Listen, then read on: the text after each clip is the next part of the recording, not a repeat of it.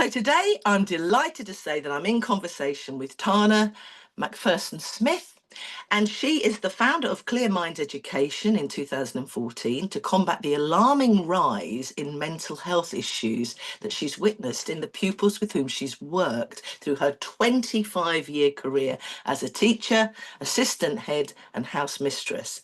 So Tanya now speaks as a mental health advocate, and in schools she's a mental health consultant. She delivers INSEC training for teachers and workshops for parents and pupils in junior and senior schools all across the UK.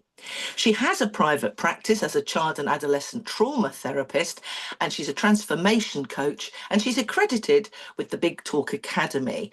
So she believes the solution to the global mental health crisis lies in the hands of all of us, parents, educators, and caring for children from conception right the way through. So let's jump in and find out a bit more about her. Thank you for joining me today. Thank you for having me. Thrilled to be here. So listen, what inspired you to write There's a Monkey on Your Shoulder? Was there a defining moment that sparked the idea? There was actually, I mean, the history was that because I taught for 25 years, and then I was beginning to work with young people, but I had a massive breakdown on my own in 2013 that was completely unexpected, and it was triggered by the passing of an ambulance. I was experiencing anger for the first time. I've always maintained I don't do anger. I don't do anger. I've said it a million times, but circumstances had led to a point where I was feeling anger and I felt I wasn't serving my pupils well enough. So I went to a yoga class, which made no difference. And on the way back, an ambulance put its sirens on, its lights on, and took off to go and rescue someone. And it was as if someone had flicked a switch, and I put my foot on the accelerator, essentially. And I was looking for a tree with which to connect, and it was nothing to do with suicide. It was about the monkey on my shoulders was saying, if you're injured so badly that you're in intensive care, then they will know the damage they've done. And I can only surmise who they are, but there's a whole collection from my childhood of people that could be, including teachers who gave me a star for numerous essays about grief and loneliness and abandonment after my mother died when I was 7. There was no forum then to speak about it to anybody. Yes. That we didn't speak about her at all. And I wrote about it, and I got all this accolades for incredible writing. Yeah. But nobody actually thought to take me aside and go, Tana, are you okay? Yes. So that led to me spending not just the 3 days of assessment in a psychiatric hospital that I'd been promised, but a full 6 months. So I just disappeared. I missed my daughter's 18th. I missed her A-levels. I missed so much. And it was a very harrowing experience. But I can honestly say whilst I wouldn't have wanted to experience everything that led up to that, I wouldn't have missed it for the world, because what it did was as I do, I speak to everybody. I pulled threads on everybody I met in that 6 months. Yes. I wanted to understand why so many normal people like me could end up in a psychiatric hospital with such severe mental health crisis. Yes. And discovered with everybody, when I pulled the threads, there were always common indicators in childhood. And I'm not talking about big T trauma, abuse, or accidents or whatever. Yes. Little things that have happened on a daily basis. Yes. So when I came out, I had to leave my teaching career, which broke my heart because I adored it. Yes. And I wanted to find out what I could do to make a change.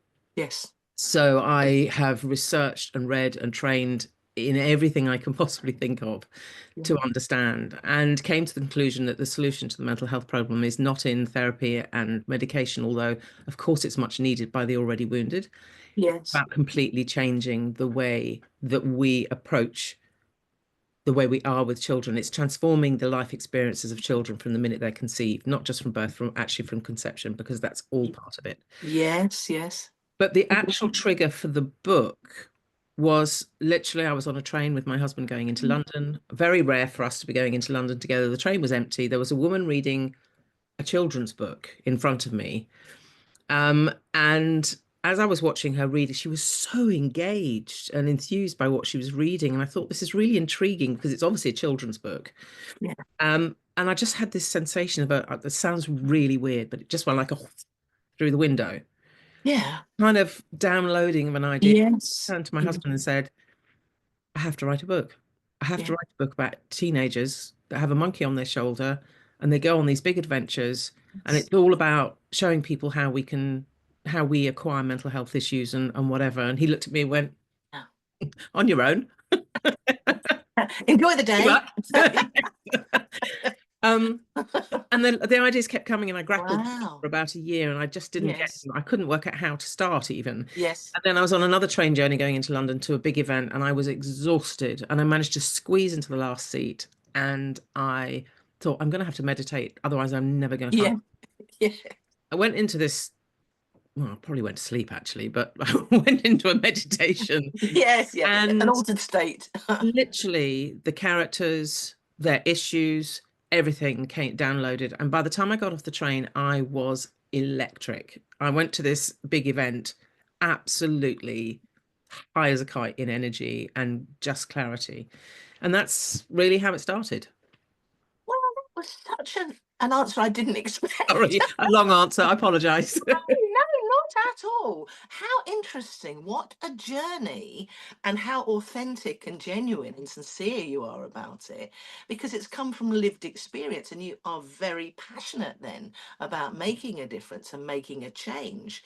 So it's so relatable, isn't it? This idea that we carry, I mean, you carry something, you carry a chip on your shoulder, but you also carry burdens, don't you? And when I was a deputy head, I remember getting really exhausted, really tired, really drained, because I wasn't particularly supported in what I was doing with the head. I won't go into that story, but I felt like I called it a sack of potatoes.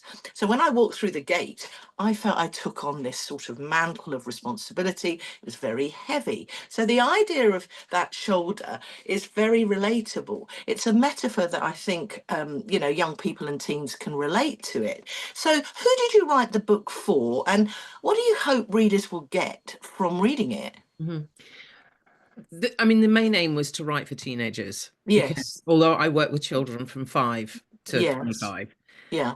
teenagers, that's been the core of my work for 35 years. Yes. But I really wrote it with the full intention that it would be read by adults too, particularly Right. parents and teachers and Right. carers and nursery staff. But also Yeah. then I started thinking the police and nurses, in fact, anybody who has any interaction with children of any Yes. kind, number one. And number two, anybody who wants to understand themselves better, to Yes. understand more about their own mental well-being or that of their family members or whatever. And what's Yes. really interesting is that that's exactly what's happened. Um, what I wasn't expecting, I was expecting adults to read it, and especially if they've got children, and they'd read it to see if it's right for their kids.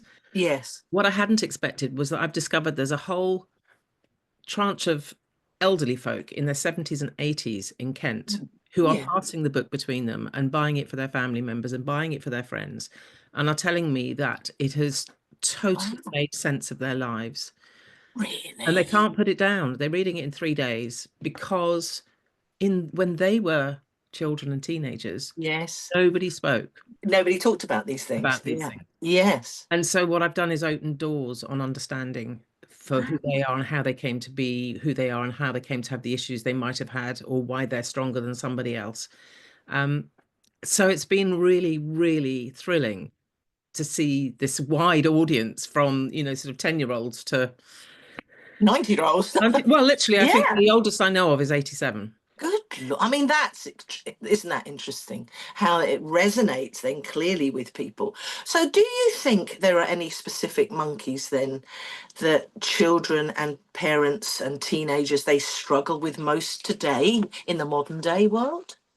I think the thing about the monkeys, from my perspective, is that they are the metaphor for what we believe to be true about ourselves, deep in our Right. subconscious. Yes. Yes. But the monkeys also have a role in our lives. They're born with us, Yes. Oh, and yeah. they record our emotional response to every single thing we have ever experienced by colouring in a thread of our tapestry. So I see you as a tapestry, the outline of you filled with thousands of threads. Your monkey has a bag of crayons, and from the minute you're conceived, every time you have an emotional response, your monkey will colour one of your threads according to that emotion. So if you have repeated experiences where you're overlooked or your needs aren't met or your name called by other kids in the playground, and we know that hurts, it really impacts children. Yeah. way more than anybody really understands. Mm. The monkey will color that Yeah. ouch moment, or the sadness, Mhm. or the anger, or the fear Yeah. that you're experiencing. Yes. Yeah. And if you get a big enough patch of one negative color, that becomes a limiting belief. And the belief usually starts with, I'm not good enough to whatever. And Hmm. I'm completely off your question, completely forgotten what you asked me now. Well, So we have what are the common monkeys. ones that you Yeah, think that families and kids and teens perhaps today are dealing with? Are they different from before, or are they really just universal through life? I think they're pretty universal, but the Yes. monkeys are basically their role is to keep you safe. And they do it Yes. by Yes. talking in your head, Yeah. Yeah. Yeah. um, pointing out the evidence to prove that what you believe is true about you is true. Yes, because you focus on what that and you get more of it, don't you, as well, Yeah. sometimes? I mean, Yeah. I have a belief that my biggest, strongest belief is that I'm invisible, which I know exactly how that came from childhood. And it was exacerbated by the teachers Yeah. not noticing how much I was struggling. Yes. And my monkey points me out all the time, even now as an adult, will always show me when I've put my hand up in a conference or in a class, or I've just been overlooked in some way and I Yes. feel Yeah. not seen. Yes. Now I can laugh about it and go, yep, thank you, I noticed, but we're okay with this. But it used to really impact me. And I think what happens is the Yes. monkeys will, so if a child was badly bullied in primary, the monkey's experience might be two things. One, it'll shut the child down in secondary school to try and make them invisible so that no one will notice them to bully them again. Yes. Or it will bolster them up and maybe make them face the world with anger and become the bully, protect Yes. them. So the monkeys Interesting. have a role that they're fulfilling, and they're fundamentally about trying to keep us safe, Yes. everybody. Yeah. In doing that, they can lead us in awful directions and actually make life quite miserable. And that's there's a lot of monkeys out there that are stopping children from even being able to get in through the school gates at the moment. Yes. Yes. Especially a Yeah. lot of monkeys from lockdown, Yes. who Yes. are Indeed. saying, and children going from primary school with maybe 200 kids in a school to schools of 1,500, Yes. no transition period, Yeah. and the It's a monkey big going moment. with his, oh, don't go there, Oh, it's too safe. yeah. Yes. Listen, tell me then, and tell people watching this, tell us about the book. Tell us what the story is, the characters, and give us an idea of how the book Goes. helps. Yeah. So basically, There's a Monkey on Your Shoulder is about eight teenagers who have all the kind of emotional issues that I see all the time. So the protagonist, Jack, is 16. He is dyslexic. Yeah. And as a result of that and other things, he feels that he's an utter failure because he knows he's not going to get anything in his GCSEs. He's always in the headmaster's office for aggressiveness or bullying or not working or being rude to the teachers. He's got a dad who's a brute. Life's been tough. Then there are seven other children as well who all have issues like self-harm. Just one's a bookworm and not sporty and just doesn't fit in. He's very lonely in his school. He's got older parents who are away at work all the time. These eight teenagers are gifted the opportunity to go on a personal development holiday on the north coast of Scotland, on a Selkie island, where they are given ever bigger challenges, including being left on an island on their own for 24 hours. From the minute the book opens, we can see that each of them has a different monkey on the shoulder with a different personality, and the Yes. monkeys talk all Yes. the way through the book, and you Yeah. hear the conversations that are going on in the kids' heads that Mm. behavior Mm. and the response to the world. When they are about to be left on the island, they are told that they have an inner monkey, and they are introduced to them, and they think it's rubbish. Yeah, right. Mm. Yeah. Yeah. Then they start hearing the thoughts in their head and paying attention and even pointing out things that the others are saying and their responses to things. And they start noticing and realizing that maybe there is something in this. So the book is about teaching what I've just told you about the tapestry. Yes. Also, through all these explorations, they are being encouraged all the time to think differently and to use their imagination, because imagination for me is the most powerful tool that we have Yes. for health and well-being, actually, and for achievement. And so they are taught how to move forward, but they learn about how their backgrounds have impacted them. It's very relational. There's lots of cliffhanger, nail-biting edges. There's quite a few moments that a lot of people are telling me they cry at, and I cry even though Yes. I've read it many Yes. Yes. times. Very poignant. Yeah. Yeah. And it ends on a sense of real hope and Yes. That's So what I now love. I'm now started the next book, which is the sequel to Ah, Jack's story. it's called what? I'm writing the sequel, Yes. starting with Jack's story, because Oh, there's Jack's story. Yeah, yeah, essentially yeah, yeah. I didn't hear Jack. 8 new books to write. Yes, each one of they've all got their own story. How intriguing and how interesting. So there's hope in it. That's what I like about it. Absolutely. It's relatable. You can see how things affect you, but you can see how things are. But you can also see how things can change too, because you can't leave kids in the middle of dire circumstances, unable to handle what they've been given or what they can do to change. It's about mindset as well, isn't it? Yeah, Really. absolutely. Yeah. I mean, do you think, what's your view on technology and how that has impacted children's monkeys? Obviously a lot, because they are exposed to so much, far too early, things they Yes, could never see. But yes, also this whole issue of perfectionism. yes, So the yes, I'm not good enough has got bigger and is expanding yes, every yeah, day, because yeah, all they're seeing is people putting up their best lives or their perceived best lives. And their yes, exposure to bullying and to comments from others is 24/7 now. yes, About relentless. phones. So, regrettably, whilst there are lots of good things about technology, it is doing a massive amount of damage to self-esteem, to Mm, confidence. And this is what I'm dealing with literally every day. I mean, I could be working with 3 and 4-year-old. I do work with 4-year-olds, yes, and it's starting that young yes, to know that yes, I'm not good enough and that I'm yes. flawed and I'm not one of the popular people. I'm not pretty enough. I'm a nerd. I'm all these names that kids call each other, or the expectations of parents as well, to be fair.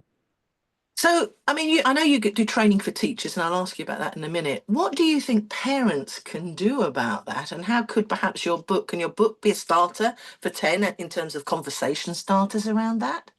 Massively. And I've had so much from, I mean, a parent came and helped me. Somebody I'd never met before came and helped me.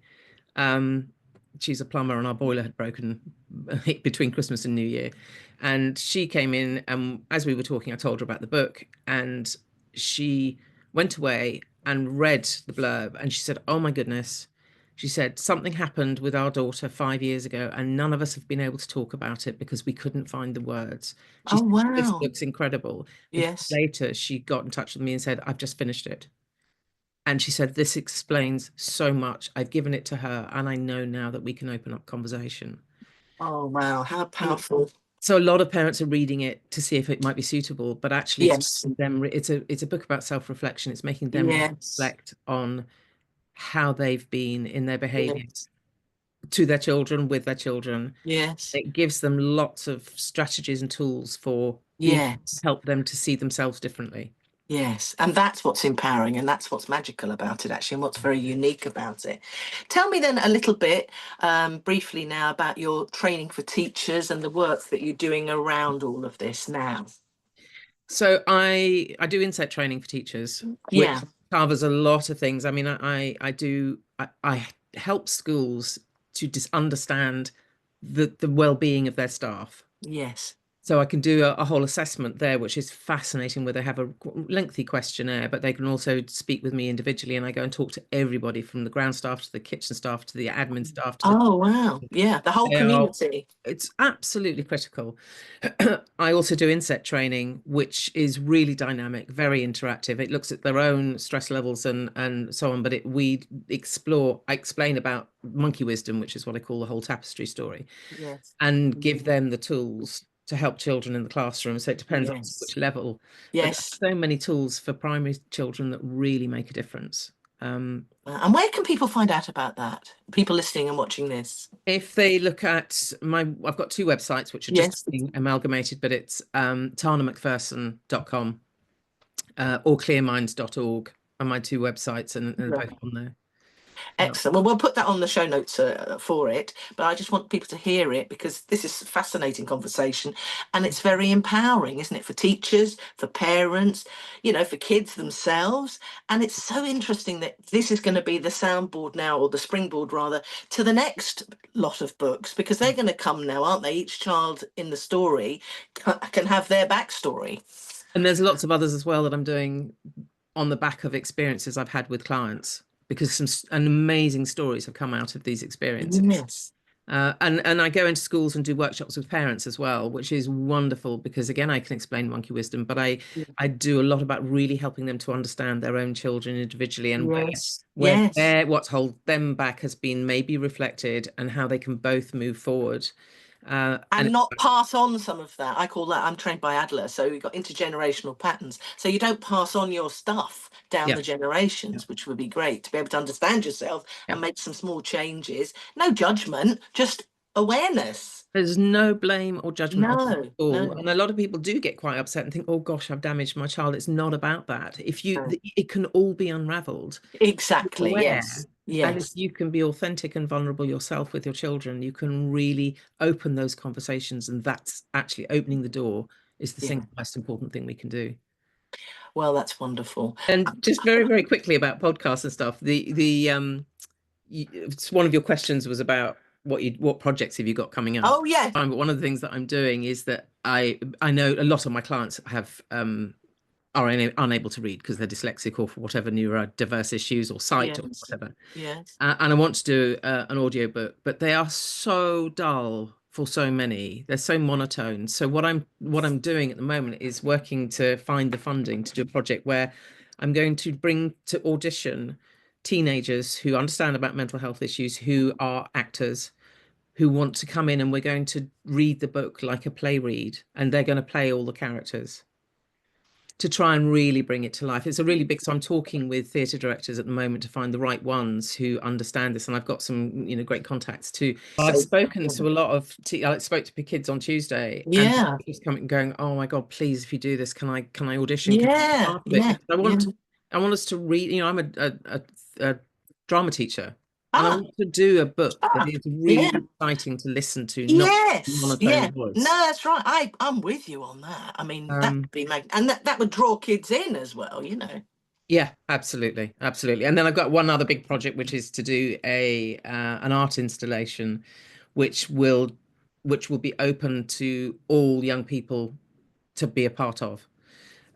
It's a big project, so I'm talking with some curators at the moment, and then if anybody thinks it's a great idea, and I know a lot of people who do, then in fact I spoke about it at my book launch, and people cried because they thought it was such a powerful Yeah. idea.